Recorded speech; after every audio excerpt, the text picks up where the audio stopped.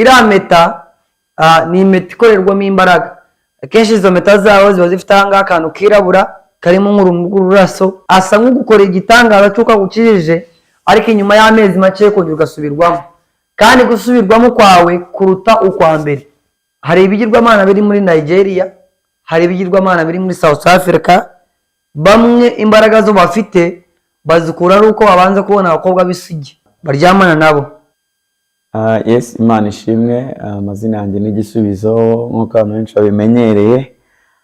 So ntabwo ni njyenyine, ndi kumwe na Mugisha. Abantu benshi mwamumenye kuri YouTube yanjye ya Gisubizo TV atanga ubuhamya bwiwe. Mugisha, turakwakiriye. Nanjye ndabishimiye cyane. Abantu badukurikiranye n'abantu badukunda, ndabashoboze mu izina rya Yesu Kristo w'i Nazareti. Imana y'amahoro ibane natwe muri iki kiganiro no muri iyi nyigisho. Yesu atugirire neza. Iminsi myinshi cyane twababuze, ariko mutubabarire. Ni impamvu zimwe, ariko Imana turashimira Imana ko yatwemereye kuba turi aha ngaha. Yego. So mbere yuko tujya muri byinshi dukomerezaho n'ubuhamya bwawe. Ubuhamya bwawe bwafashije abantu benshi.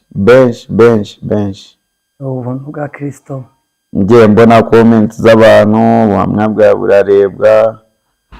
Hari ubuhamya bwawe bwarebwe n'ibihumbi 93, hari ubwarebwe n'ibihumbi 75.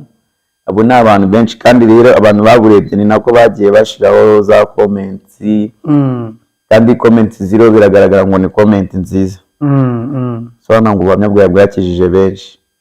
Nanjye nabonye abantu benshi bamamagara, babahaye n'inomero yanjye. Imana iguhe umugisha. Bambajije ibibazo byinshi, nabonye ko hari umurimo wakoretse mu izina rya Yesu. So mbere yuko dukomerezaho, ngira ngo arya ni igice cya 5 ni icya 4. Mbere yuko dukomeza no muhamya, ndajya kumanza nk'akene n'ubundi dutangire dusenga kugira n'abantu badukurikiranye n'Imana Mwuka Wera bayobore, hanyuma dukomeze n'ibindi. Kadusenge. Abantu badukurikiranye, nawe wemere ko muri iki kiganiro mu bantu bari bufashwe nawe ubemo mu izina rya Yesu. Mana, mu izina rya Yesu Kristo w'i Nazareti, ndagushimiye kubw'uyu munsi. Ndakwakiriye Mwuka Wera, niwe muyobozi mwiza utuyobora muri byose mu byo gukiranuka. Ngwino ubane natwe muri iki kiganiro cyawe. Abakozi ba Satani n'imirimo yawo n'ubwami bwabo busenyuke mu izina rya Yesu Kristo. Lucifer n'abakozi we n'abadayimoni be turabakoze isoni uyu munsi. Mwuka Wera, ndakwakiriye kugira ngo ukomeze kuduhishurira kandi unyibutse, ubane nanjye n'abadukurikiranye nabo, ukomeze gukorana nabo, urinde imyuka yabo, babohoke muri spiritual, babohoke mu buzima busanzwe, babohoke, ubahereze gusobanukirwa n'ubumenyi n'insobanura ku byonzi. Mwami, ukomeze kubagurira no gushishoza insi y'umwuka mu izina rya Yesu Kristo Mwami wacu. Ndizeye ungotesha amaraso yawe urinde isi yanjye y'umwuka, w'Umwami wacu Yesu Kristo. Amen. So Mugisha, reka manze nkunyuriremo muri comments z'abantu. Ariwo bita Niyitegeka, Mpinduye ibitekerezo, reka dusenge Imana tuzigwire mu maboko yayo. Uwo bita ngo reka dusenge Imana tuzigwire mu maboko yayo. Ariwo bita Masi. Yesu ashimwe bavandimwe. Mugisha niyongera amasengesho yo kwiyiriza ubusa, kuko Satani atinya umuntu uzi kwiyiriza ubusa no gusenga. Yavuze neza cyane. Ariwo bita Diane. Gahunda ni ugusenga tugakurwa aho ababyeyi badutambye. Uwo bita Umutono wa se yaravuze ngo amaraso ya Yesu agutwikire Mugisha w'Imana. Imana mu Mugisha. Uwizeye Janet, hahirwa uhungira ku Uwiteka Imana yacu. Nukuri. Evangeliste Kabandinze Steven, Yesu akomeza gukoresha inshuti. Uwo bita Frida, Uwiteka Uwiteka nta wagukoreye ngo akorwe n'isoni. Ariwo bita Muragijimana Esther. Ibaze n'ukuri, reka ntangire nge nita ku nzozi narose pe. Urakoze cyane, gusa Imana idutabare kuko uwo muntu yavuze neza cyane. Ari mu bantu. Kwita ku nzozi warose ni ikintu cy'ingenzi. buri hari abantu bamwe bajya bavuga ngo kenshi umuntu arota ibintu yiriwemo. Yego. Birashoboka kandi ikintu nabwira abantu badukurikiranye, kenshi hari igihe Satani arotesha umuntu nawe mu buryo bwe, hari n'igihe Imana ihishurira umuntu ishenda kumubwira. Noneho abantu bazi ko inzozi mbi ari za Satani, ariko si uko bimeze. Inzozi izo arizo zose Imana yakwereka, zaba ari mbi niyo warota waguye mu cobo, ugomba kuzishimira Imana, kubera ko akenshi Imana itwereka ibyenda kutubaho n'ibyenda kutubaho nangwa se ibyo turimo. Rero niyo wangu ushobora gutinyuka uvuga ati Satani yansuye, oya Imana yakweretse ikiriho nangwa se n'icyenda kubaho. Biba bigusaba kugira ngo ufate umwanya nyine usengere icyo ngicyo. Imana imuha umugisha, umuntu avuze ati ngomba kwita ku nzozi za buri kintu icyo ari cyo cyose. Nuko komeza. Hano hari uwitwa Claudine, dukeneye part 3 uzatubwire nuko yavuyeyo, mbese uko yahuye na Yesu Kristo. Ngira ngo uyu munsi ugomba kubabwira ukuntu wavuyeyo. Ko nizera se ko nabivuze? Narabivuze. Ari n'ibindi bagiye usimbuka uyu munsi nabwo tuganirize ku bashumba mwahuriyeyo. Kandi noneho ndagira ngo utunyurire muri makeya na muntu urabubyumvishije bushyashya.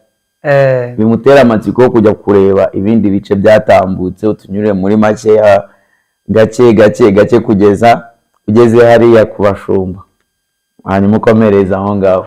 Comments ni nyinshi sinazisoma ngo nzazirangize, ariko comments ni nyinshi ku buryo bugaragara. Nta kibazo, ni byiza cyane kugira ngo ahubwo ikintu nari naje kugira ngo mbwire abantu ubundi dukomerezaho. Abantu badukurikiranye kangira ikintu mbabwira. Isi y'umwuka ikora cyane kuruta iy'umubiri. Kandi isi y'umubiri yemeranya ikora icyo iy'umwuka yaciyemo. Ni ukuvuga ngo Satani yaganje mu mutima w'umuntu, umwuka wa Satani uganje mu mutima w'umuntu, ukoresha umubiri iby'umutima wemeye nangwa se umwuka yakoreye mu mutima w'umuntu no mu buzima bwe n'iby'umubiri uri bukore. Ni ukuvuga ngo tugomba kurinda cyane isi yacu y'umwuka, kuko igihe tugezemo cyaranduye bitewe n'ubuhamya mwaje mureba. Njye narababwiye nigeze kwibazaho ndavuga se Mana, uko isi yose yanduye umuntu azakizwa n'iki? Umuntu azabohoka ate? Ikintu cya mbere abakristo dukurikiranye nashobora kubabwira, twige gusenga. Twigwiriza iminsi yo gusenga cyane kuruta iminsi yo kurya no kunywa. Twigwiriza iminsi yo gushaka Imana mu buryo bwo aribwo bwose, waba uri mu kazi, waba utari mu kazi, waba uri ku rusengero, waba uri hehe, kuko turi mu gihe ubwo ubuyobe bwinshi bumaze gufata abantu, bwamaze kwinjira mu bitekerezo, bwamaze kwinjira mu mitima y'abantu. Turi mu gihe ubwo babwira abantu ngo Yesu yapfiriye abantu ibyaha, ibyo bakoze nibyo bazakora. Wowe upfa kumwizera gusa, ase urizera muntu iki uwo nguwo utaguhinduye? Ni ukuvuga ngo icyo nakoze nicyo ndiyo muri uyu munsi, niyo nagikora jyewe nzajya mu ijuru, ni ukumwizera. Uwo ni antikristo. Ariko umuntu uzarenga kuri iyi nyigisho y'ibinyoma, akarenga kuri abahanuzi b'ibinyoma, akarenga kuri ibintu bimeze nk'amayoberane, ninde? Ni wa wundi wagiye mu bwihisho bw'Imana agashaka Imana atayibangikanyize n'ibindi. Uwo muntu ashobora gupfa. Buriya hari imyuka 3 kuri 4 ikorera mu mwanya wo hejuru. Irarotesha, irahanura, yishushanya n'Imana. Iyo myuka rero iyo utarigwiriza iminsi yo gusenga ngo usenye ikirere cyayo, winjire mu kirere cy'umwuka w'Imana akoreramo, benshi baravangirwa, benshi ivugana nabo, benshi irabakoresha, benshi baragendera hasi imbaraga zayo. Ariko umuntu ayimenya ati iyo myuka, nize kubabwiraho nababwira ni iyi myuka ikorana n'umuntu, umutima w'umukiro urubanza no kwishinza icyaha ntabwo umubamo. Reka nange urugero, ni nk'igihe Mugisha mba nabeshe, ariko namara kubesha ningira umutima naba nagiye no gusenga ningiye n'umutima umbwira ngo ariko runaka wabyaye akana uri umunyamwuka nangwa se uri umuntu ubanza kwibaza se iki kintu ni kuki nshobora gukora icyaha ningira umutima umbwira ngo ihane mbere y'Imana kandi kwihana buriya si ukuvuga ngo Imana mbabarira ahubwo kwihana ni ukureka ariho kumva Imana no kumvira Imana ni ibintu bitandukanye so none ukuvuga ngo nango ugomba kuva mu rwego rwo kumva Imana ahubwo ukayumvira umuntu wumvira Imana n'umuntu se ni umuntu wihana ikintu akakireka akagikuraho amaboko akavuga ati nyivuyeho. Dawidi amaze kumenya icyaha cye yarihanye ni ukuvuga ngo kwihana kwa Dawidi si ukugikomeza gukora cya kintu ahubwo nuko kireka none ni ukuvuga ngo rero iyo wamaze gufatwa n'uwo mwuka ikintu gifataranye no kwihana aba ari igice kuri wowe ikintu gifataranye no kwikubita mu mutima kandi imirimo y'Imana irakorwa pe urabwiriza abo bakozi ba Satani igisubizo uri uvuga barahari ni benshi barakora za mirako barakora ibitangaza barakora imirimo ikomeye cyane barakora ibyishushanya n'umuco ariko kandi imbuto zabo nangwa se imirimo reka tuvuga ngo niba ahagaze gatuta ari yabwiriza uyu mukozi wa Satani imirimo irakoreka ariko inyuma ingeso ze zitarahinduka icyo ni ikintu cya mbere cya byose icyo nicyo kimugaragaza umukozi wa Satani ni kuki umuntu uburyo yakoreshwa n'imbaraga z'Imana ariko ubuhamya bw'inyuma nangwa se imbuto yera mu bantu atari zo z'ubumana ibyo ndajya kubisesengura cyane ndaza kubivugaho. Ufite umwanya uhagije ufite umwanya ndabizi ngo ndafite umunsi umwe nigeze gukorerwa agatangaza njya mu ikanisa imwe ngiye bagiye kumpamagara hose kujya gutanga ubuhamya no kubwiriza nagiye mbwiriza ahantu noneho nsanga nyiraho hantu nabwiriza ahantu hamwe umusore w'umwiyo kanisa arambwira ati ugomba kuza ku ikanisa yacu namwe nsoke nzaza aragenda arategura ngiyeyo ngo ni kubita ku ikanisa pasiteri waho nsanga n'umwe mu babandi bari ikuzimu wowe uhita umumenya twaramenyanye twaramenyanye nyamusanzwe muziranye twari dusanzwe twuziranye turahura duhuye arandeba ndamureba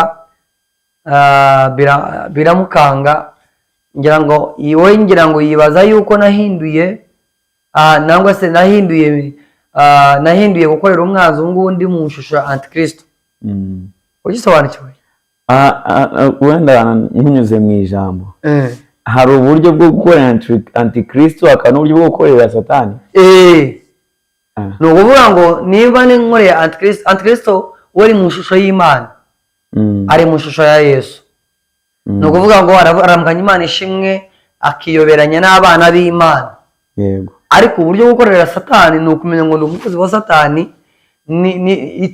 niba ari ukuntuma kujya gukora ikintu runaka nagenda ngikore ariko sinihishe mu bana b'Imana ni ukuvuga ngo umukozi wa Satani reka dutange urugero umupfumu we azi ubuntu ni umuntu wemeye gukorera Satani uwo ni umukozi we mu buryo busitse iyo tuvuga siko bikoze yego noneho rero uriya ngo wowe yambonye agira ngo nahinduye bamaye akazi kuko njyamo gukorera Satani ariko nihishe mu bana b'Imana nkorera uwo mwuka Antikristo nuko babanze kwibwira ndambwira noya ni jewe Yesu yangiriye ubunankurayo nambara se birashoboka ariko ibitangaza bikoreka imirimo y'Imana ivugwa ngezemo mu rusengero abo bantu inyuma yari yarasinze y'imyuka ine inyuma iriya nyuma y'ikanisa yarasinze y'imyuka ine ahangaha ku gatuti yaragahongeye ngezeho yewe ko nari mbizi nyine ndabireba ndabimenya ndabyumva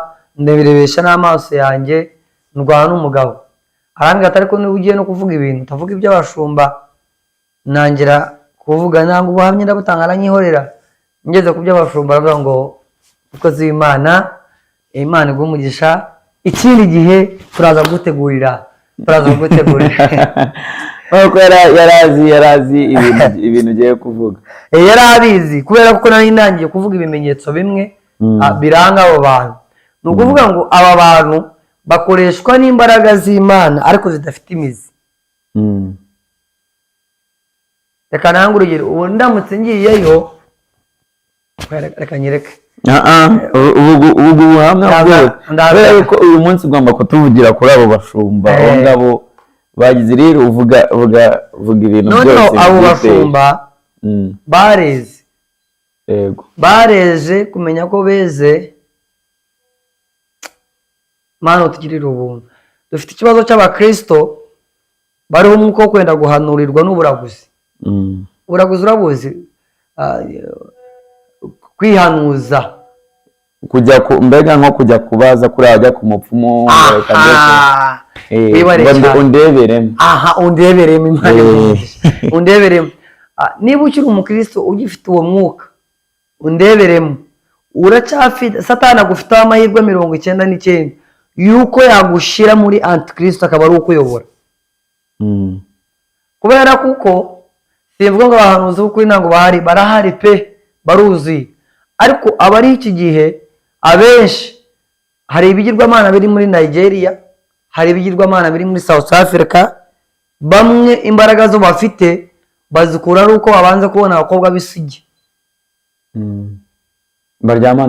baryamana nabo bakavuga ngo buri cyumwe bo bariyizi nanone bamba umuntu ushobora kudukurikirana uzi ngo ibyo bintu nibyo urimo ikintu cyagukiza ni kimwe gusa ni Yesu Kristo umwami n'umukiza kandi ibyo babatinyisha bababwira ngo ntabwo ubivuyemo wapfa ubireza wanapfa kubitsinda kwabyo ni ahantu hamwe gusa nuko gusa ubitanga ubuhamya ukabwira abantu jewe nari narayobye Imana yarambohoye aho ngaho Satani umukinege ibyo bigirwamana rero bimwe bibategeka kuryamana n'abagore abakobwa bari isugi uko abonye umukobwa w'isugi niho amavuta yiyongerera niho imbaraga ziri abandi nabo banywa inzoga ari uko agiye kujya ku gatuti icya kabiri ari imiti babasiga mu maso icya gatatu bagira impeta ari impeta babambika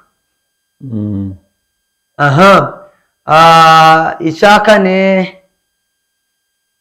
cyo kireze cyane kivuge icya kane kireze cyane ubwo ko nanjye mfite icyo nenda kukubaza no ibyo bintu uko ari bine ni ibintu bimwe bibaranga binabakoreraho iriya meta ni impeta ikorerwamo imbaraga akenshi izo meta zabo ziba zifite ahangaha akantu kirabura karimo nk'urumuri rw'ururaso nangwa se nk'ubuntu bumeze nk'ubunyenyeri nangwa se nk'ikintu kimeze nk'ipfundo aricyo kibariho iyo meta ntabwo ashobora kuyamba ntabwo ashobora kujya muri service atayambaye ntabwo bibaho iyo ni irimo ibanga ry'imbaraga zabo iyo meta ibafasha guhanura iyo meta ibafasha gukora ibisa nk'ibitangaza kandi kamabwire asa nk'ugukora igitangaza cy'uko agukijije ariko inyuma y'amezi make kongera ugasubirwamo kandi gusubirwamo kwawe kuruta ukwa mbere Petero yaravuga ahangaha aravuga ngo mwirinde abigisha b'ibinyoma bazaza ibi byose ibyo ndiyo mvuga biri muri Bibiliya ahangaha aho tugeze muri iki gihe cyo tugezemo turi mu gahe gatoya kugira ngo itorero ritwarwe kubera kuko uba wareze amakanisa abaye menshi amakanisa nabwo yajya n'umukanisa ugasoberwa ukwibaza se biravaye birajya hehe ngira ngo ni ibyo ngibyo so abakozi ba Satani umuntu ushobora kumenya ikirere cyabo ni wowe abantu badukurikiranye umuntu wadukurikirana akagira ikintu mubwira wirinde cyane guhanurirwa sinanzi bamwe mufite babashumye babahanurira ni cyiza cyane ariko cyane utaragira umuhanuzi ugomba kuba ufite Imana yawe ivugana nawe numara kugira Imana ivugana nawe kwigirira Imana yawe iyo uhaguruka ukajya mu cyumba ukabaza ngo Mana ikintu runaka ukayigirira nawe papa cyangwa se mama aho uzaba ugiye mu rwego rw'uko aba bakozi ba Satani ushobora kumenya ibibagenderaho ushobora kumenya ibibakoreraho ariko mu gihe ukigenda ari uko udashobora kuhaguruka ngo usengere ikintu runaka Imana ikigusobanurire uracyafite amakuba menshi menshi, kuko ikirere cyawe kirakorerwamo n'undi muntu. Isi yawe y'umwuka hari ikindi kintu kiyicayemo. Noneho rero ugomba kuva mu rwego rw'uko isi yawe y'umwuka irimo abandi bantu, ari wowe n'Imana yawe. Abantu benshi barakijijwe, bari mu rusengero, ariko ibirere byabo hari abandi bantu babyicayemo, hari ibindi bintu bibirimo. Ni ukuvuga ngo mu gihe mugisha niba mfite icyo nshaka, ngomba kujya gusanga pasiteri ngo abanze kukimbwira, fine, hari ibyo namugishaho inama, ariko nanjye ngomba kuba mfite Imana, iyo mbazi ikansubiza, iyo senga nanjye ikankorera. Urasobanukiwe? Uwo niwe muntu udashobora gutomera kuri ubu buyobe buri kuri iki gihe. Kandi ibyo bintu n'ahandi biva kuri aya mavi, biva mu gusenga, biva mu gusoma ijambo ry'Imana, biva mu kujya mu bwihisho kwiherera n'Imana, ugashaka Imana, ukisha umubiri wawe inzara, ugashaka ubwiza bw'Imana, ukakwita amajwi avangirwa, ugashaka Imana ikakwiyereka, ikiyereka ibitekerezo byawe, ikakubohora. Aho ngaho uwo muntu niwe muntu udashobora kuyobwa n'ibirere byawe, kuko uyu munsi dufite ikirere cya mbere, hari ikirere cy'abacwezi, hari ikirere cy'imyuka mibi ikorera mu ijuru. Iyo myuka niyo myuka mibi, iyo abantu bapfukama bagasenga ngo Mana ndagusaba kugira ngo igisubizo apfe, ndakwinginze ngirira imbabazi, ndagusaba kugira ngo igisubizo umukure mu buzima bw'isi. Kandi wa muntu yasenga muri ubwo buryo, cya kintu kikaba. Umenye ngo iryo shenyo cye ntabwo ryasubizwa na Yesu. Iriya myuka iri ahantu h'umwijima, ibyo ngibyo. Muranyumva bene data? Iyo niyo myuka iri mu ijuru. Iyo myuka ugomba gusenga, umukozi w'Imana umurikiranye, ugomba kujya mu rwego rw'uko isi yawe y'umwuka itagikorerwamo iyo myuka. Ushobora kutwigishaho uburyo bw'imyuka ine. Hari imyuka ine mu Befeso 6 ku murongo wa 12 haravuga ngo hari imyuka y'abategetsi, imyuka itwara iyi nsi y'umwijima, imyuka yo mu ijuru ahantu hiherereye. Iyo myuka kugira ngo uzafate igihe ubanze ukumura ikirere cyayo, yinjire mu kirere gikorerwamo n'umwuka w'Imana, biragusaba kugira ngo ube uri umunyamashengesho. Abakozi ba Satani ni benshi. Ikintu nabwira abantu badukurikiranye, irindira ahantu uri. Gusa mugisha nakunyuze mu ijambo reka nkubaza, ubu ngubu kuri uru rwego aho ibintu bigeze, nta bahanuzi bakiriho bukuri? Otyo wibare ku masa, abahanuzi b'ukuri barahari. None uretse ku mbuto zabo bera, impamvu mubajije gutya, hari umuntu uba uri umuhanuzi ariko akaba adafite iriya mpeta nk'uko yabitubwiye, wenda ngo umuntu aba yayireberaho, ariko akaba ari ku gatuta ahanura, akaba tubona afasha abantu nk'ibisanzwe, ariko mwahura nawe private, wenda ukoze nk'ikosa, wakumva nk'ijambo asohoye cyangwa wakumva nk'igikorwa akoze, hahandi abantu baba batamureba, ugasanga gitandukanye n'uko wagizeho gute wamutekerezaga.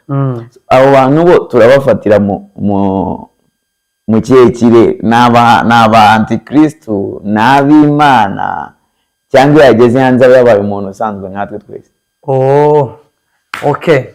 Ikintu navuga, uburyo uyu mwuka uteye, uyu mwuka uri mu buryo bubiri.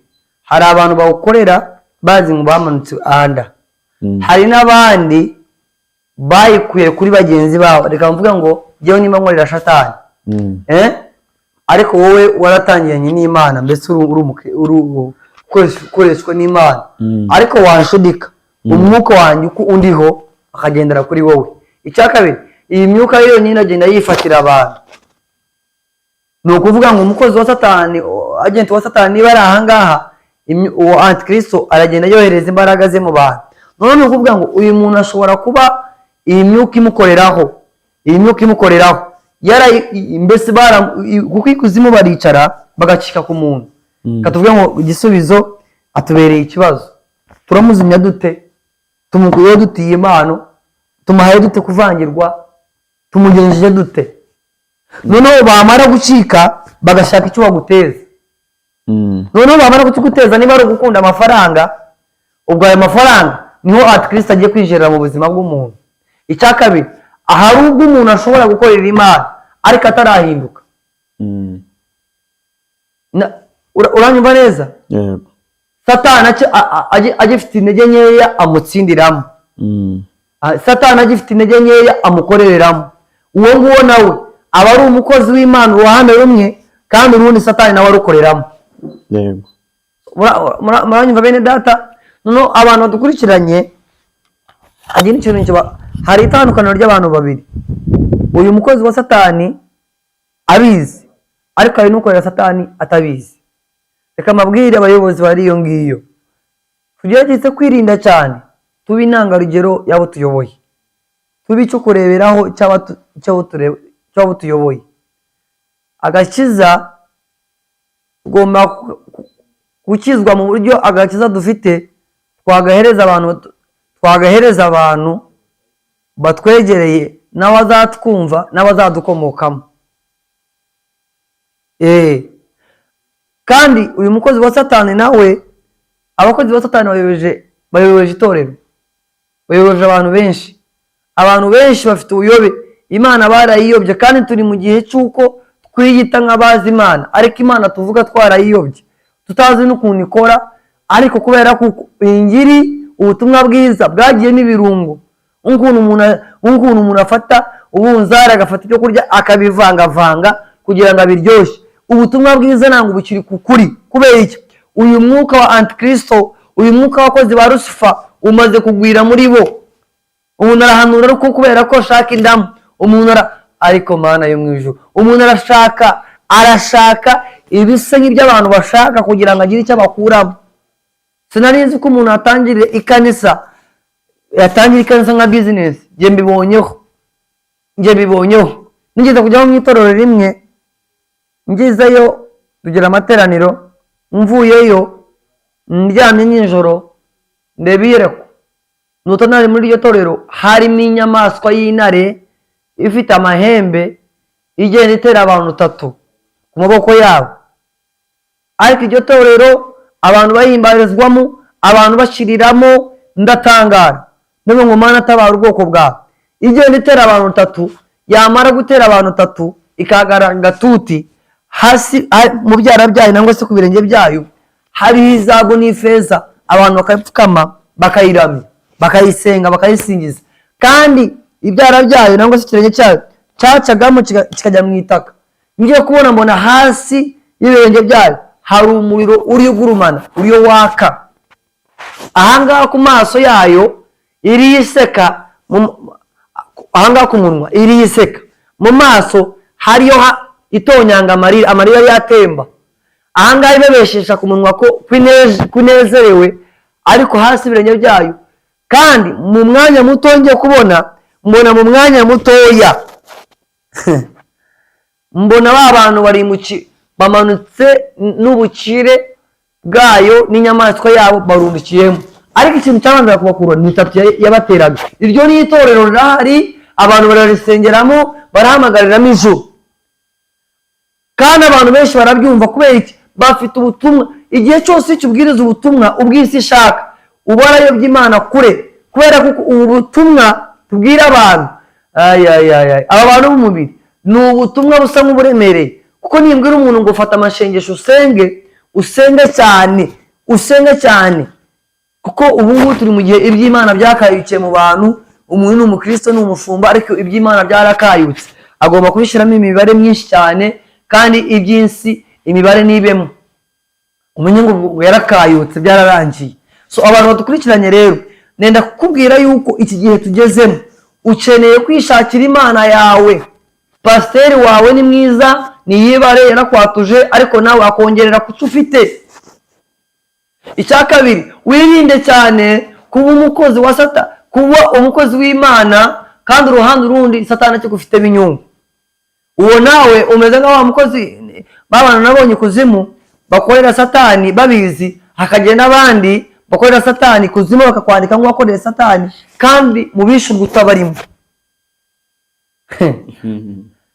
Ahubwo wowe ukishyurwa n'imibabaro n'ingaruka z'ibyo. Ariko uri ukorera satani bwite uzi ngo kwambara miniskati araza kubihemberwa, kwiyambika ubusa arabihemberwa isene runaka, yatunze umwuka we, azi icyo akora, azi umubabaro ukirimo, azi agahinda kakirimo, arabizi. Noneho kandi wowe utabizi ukabikora utari buhemberwe. Simvuga ngo dukorere satani yuko duhemberwa, satani ahemba amarira n'umubabaro no kwikorera amaboko.